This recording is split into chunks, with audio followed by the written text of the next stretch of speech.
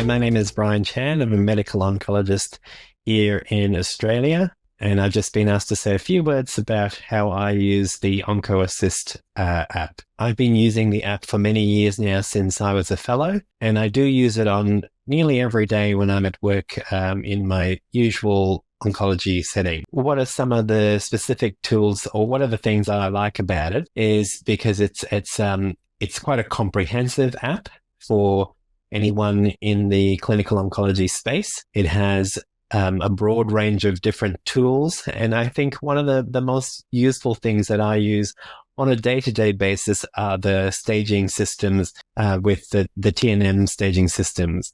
I like how that they're kept very up to date.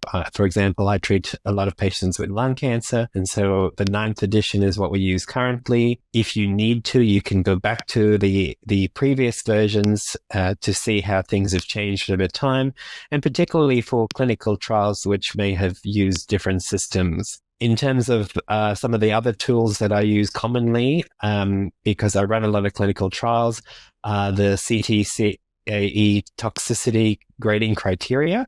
I also use the Carboplatin dose calculator, as well as the opioid conversion calculator for when I'm trying to work out equivalents for people on opioid analgesics. I think another tool which is probably underappreciated is the adjuvant decision aids. I think that there's a real lack of these good tools to be able to show patients visually about the benefits of adjuvant therapy, which is sometimes a complex concept to describe to patients. So I really like how the adjuvant tools can be used to help visually demonstrate why somebody's having adjuvant therapy. And I guess lastly, the other useful tool that I use somewhat regularly is the Immunotherapy Toxicity Tool, which is inbuilt within the app and gives you some general guidelines to help manage common toxicities from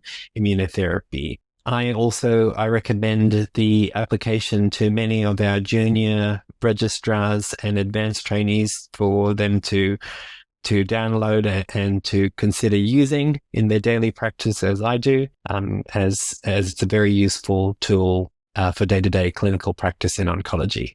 Thank you.